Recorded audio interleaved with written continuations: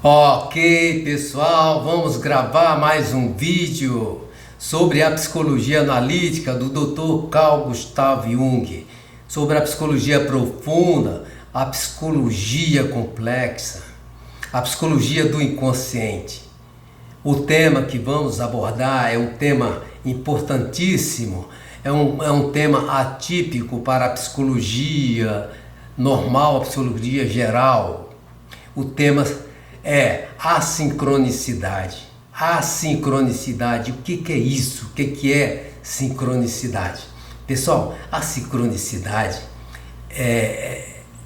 foi estudada por Jung de uma forma efetiva e junto com o físico Pauli, Jung desenvolveu uma obra chamada Sincronicidade, que faz parte da obra completa.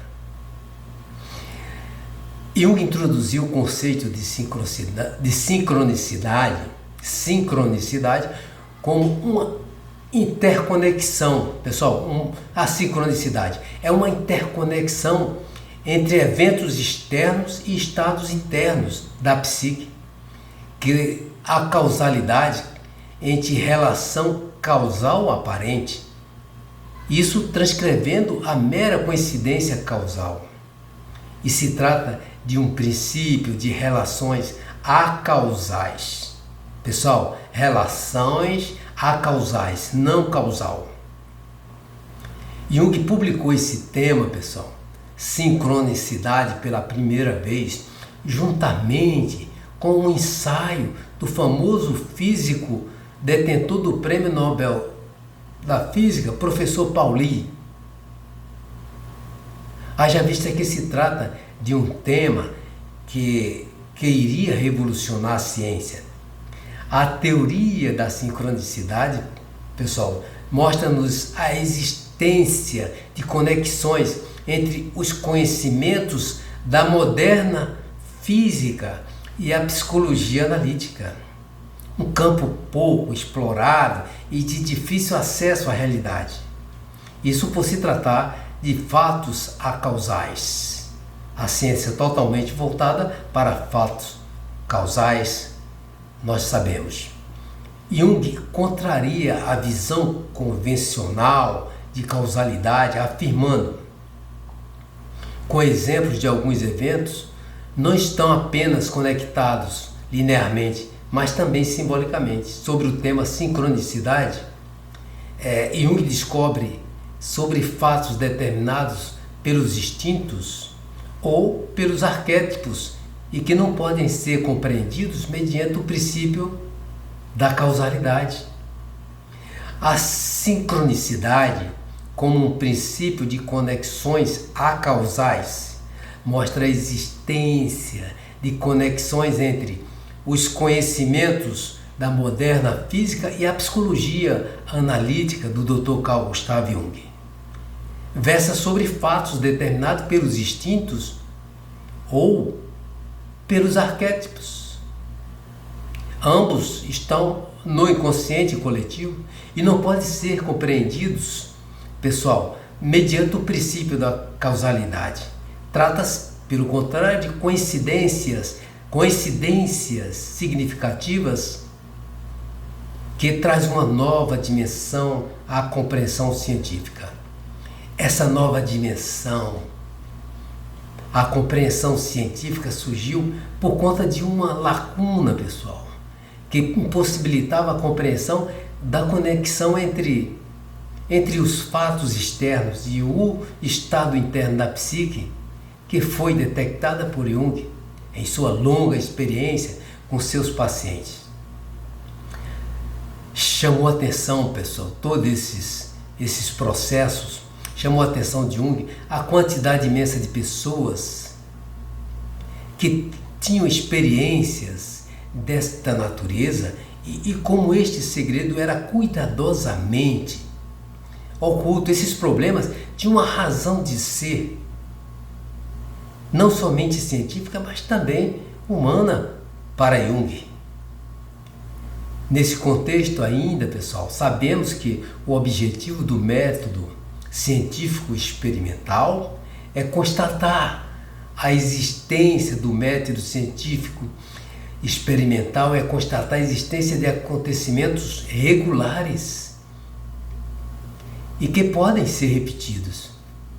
Esse experimento impõe condições limitativas à natureza porque o seu escopo é fazer com que esta forneça respostas às perguntas formuladas, que é feita assim pelo homem. A visão científica do mundo, baseada neste resultado, nada mais é, pessoal, do que uma visão parcial psicologicamente tendenciosa que deixa de lado todos aqueles aspectos em nada desprezíveis, como objetos raros que nunca podem ser objetos de uma ciência empírica, pois não podem ser estatisticamente contados. Por outro lado, pessoal, Dr. Jung nos ensina que não há leis naturais absolutas cuja autoridade se possa invocar em apoio de seus preconceitos. Assim, para sermos justos e o número de observações individuais seja o mais elevado possível, para alcançar o limite da probabilidade. E é assim. Daí está provado estatisticamente que se está nos limites da probabilidade, que se trata de uma probabilidade de acaso, mas não fornece nenhuma explicação. Ocorreu uma exceção, são as meras causalidades, por não existir explicação, são acausalidades, que faz nascer a sincronicidade. O número dos acontecimentos, pessoal, que podem ser explicados causalmente é muito maior do que os acontecimentos suspeitos de acausalidade. Um observador superficial, ele pode ignorar os fenômenos acausais relativamente raros, mas eles estão presentes, não podem ser ignorados. Na maioria dos casos, não há sequer a mais longínqua possibilidade de um nexo causal entre os acontecimentos coincidentes. Por exemplo, citado por Jung, está no livro de Jung, a sincronicidade. Constatado que o meu bilhete de entrada para o metrô tem o mesmo número que o bilhete de entrada para o teatro, que compro em seguida e que na mesma noite recebo um telefone no qual a pessoa que me telefona me comunica o número do aparelho igual ao dos referidos bilhetes. Que coincidência! Parece sumamente improvável que haja um nexo causal entre estes fatos. E imaginação nenhuma, por mais ousada que possa ser, seria capaz, pessoal, de descobrir como tal coisa poderia acontecer. Embora seja claríssimo que cada um desses casos tem sua própria causalidade. E o que diz que os acontecimentos acidentais têm uma tendência a formar grupos aperiódicos, o que sucede necessariamente porque, de outro modo, só haveria uma ordenação periódica irregular de acontecimentos, que por definição exclui a causalidade.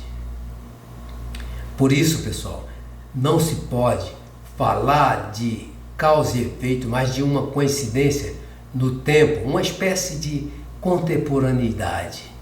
Uma espécie de contemporaneidade no tempo.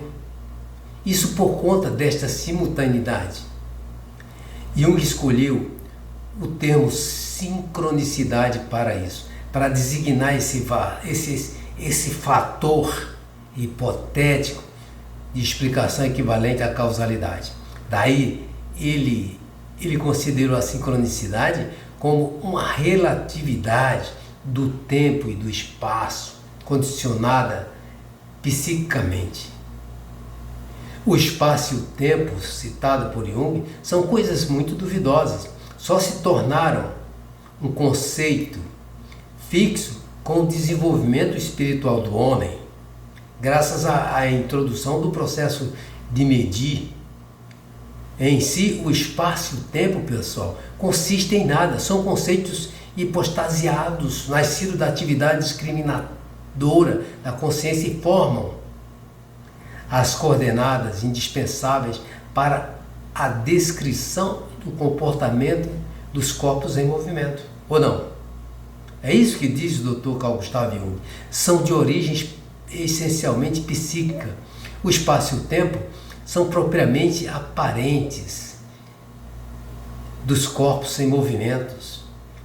Essas propriedades criadas pelas necessidades intelectuais do observador. Nesse contexto, pessoal, Jung cita Ryle e Kant reitera essa compreensão que diz que a resposta do sujeito da experimentação não é o produto da observação das cartas materiais, mas da pura imaginação, das associações de ideias que revela a estrutura do inconsciente que as produz. São os fatores decisivos da psique inconsciente, pessoal.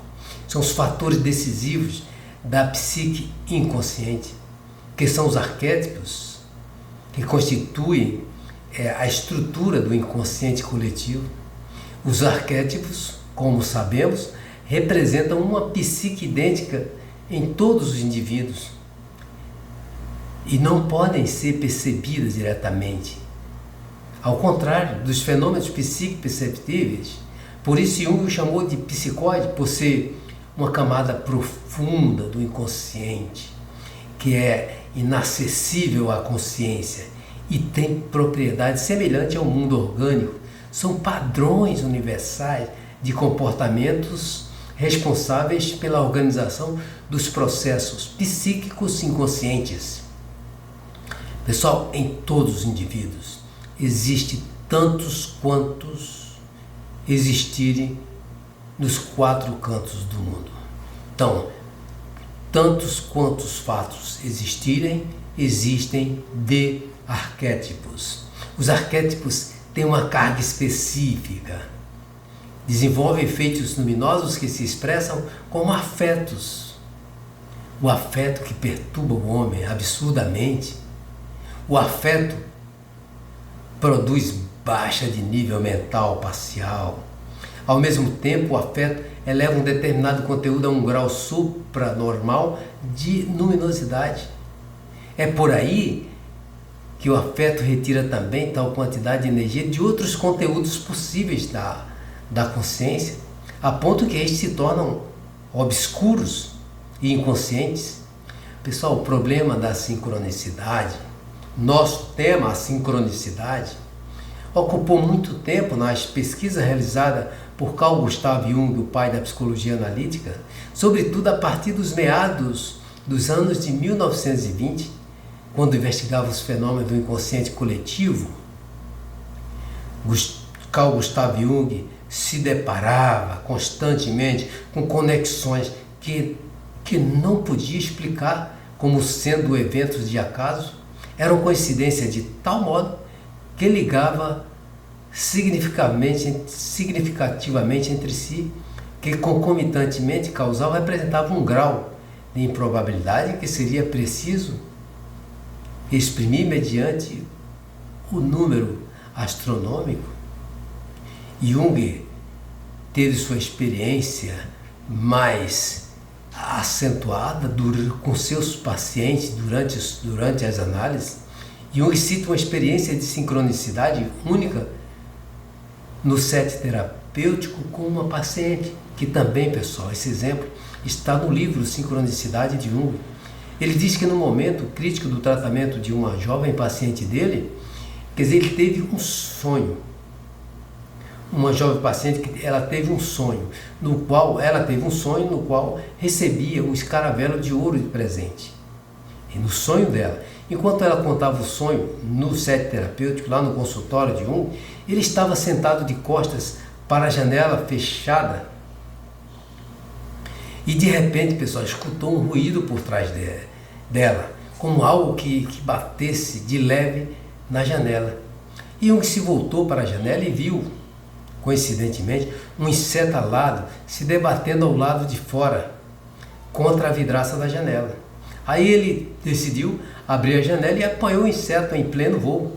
Era uma analogia mais próxima de um escaravelo que ele citou, de ouro, que para ele era impossível encontrar naquela localidade, na Suíça, pois se tratava de um besouro rosa comum.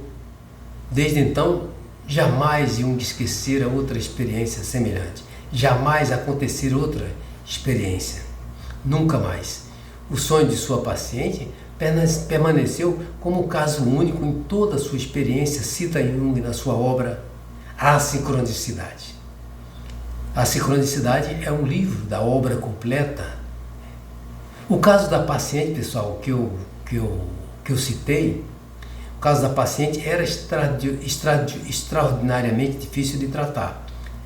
O caso da paciente era difícil de tratar. E até a época do sono, que mencionei acima, não tinha chance, não tinha havido quase nenhum progresso no tratamento.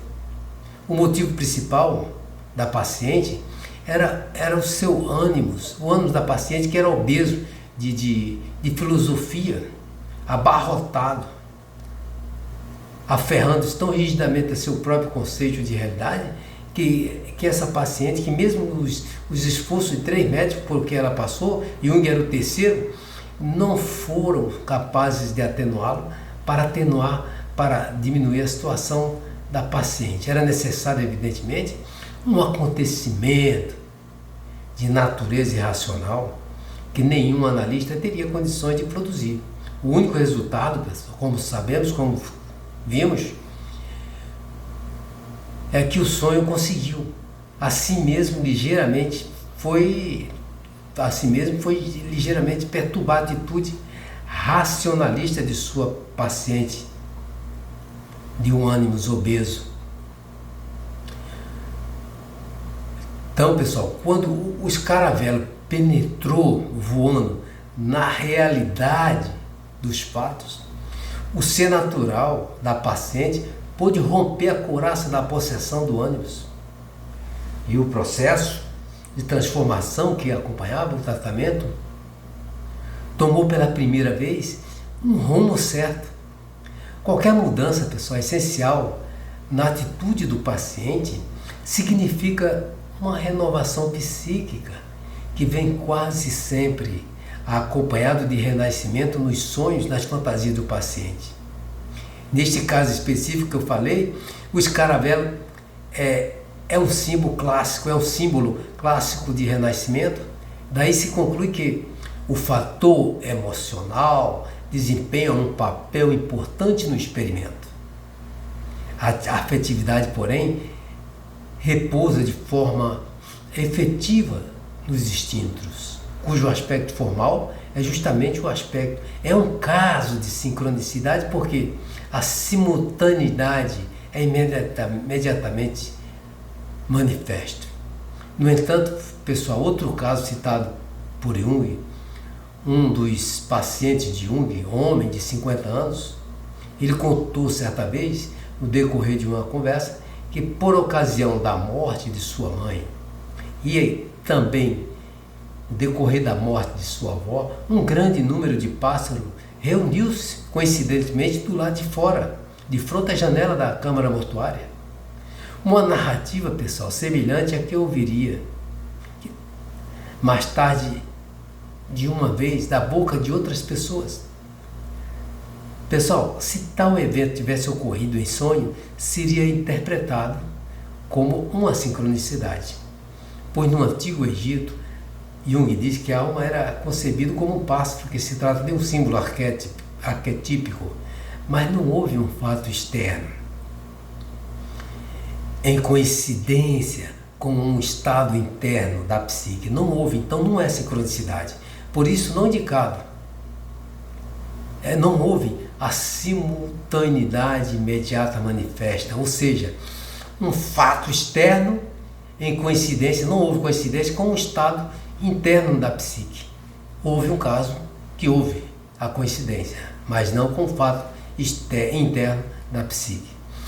O Dr. Carl Gustav Jung, ele diz que escolheu o termo sincronicidade Porque a aparição simultânea de dois acontecimentos ligados pela significação, mas sem conexão causal, pareceu adequado. Esse é o conceito geral de sincronicidade, no sentido de coincidência no tempo de dois ou vários eventos em relação causal, mas com o mesmo conteúdo significativo. Isso, pessoal, é em contraste com o sincronismo, cujo significado é apenas o de ocorrência simultânea de dois fenômenos. Como eu citei o exemplo anterior do homem de 50 anos, a sincronicidade, pessoal, significa, em primeiro lugar, a simultaneidade de um estado psíquico com um ou vários acontecimentos que parecem como paralelos significativos de um estado subjetivo momentâneo. Em certas circunstâncias também, vice-versa. Ou seja, quando existe um conteúdo inesperado que está ligado, direto ou indiretamente, a um acontecimento objetivo exterior, quer dizer, são fatos exteriores com o interior estado da psique, conhecido como estado psíquico ordinário, e isto é que Jung chama de sincronicidade. A sincronicidade, pessoal, nada mais é do que coincidir com os fatos externos, coincidir com o estado psíquico ordinário.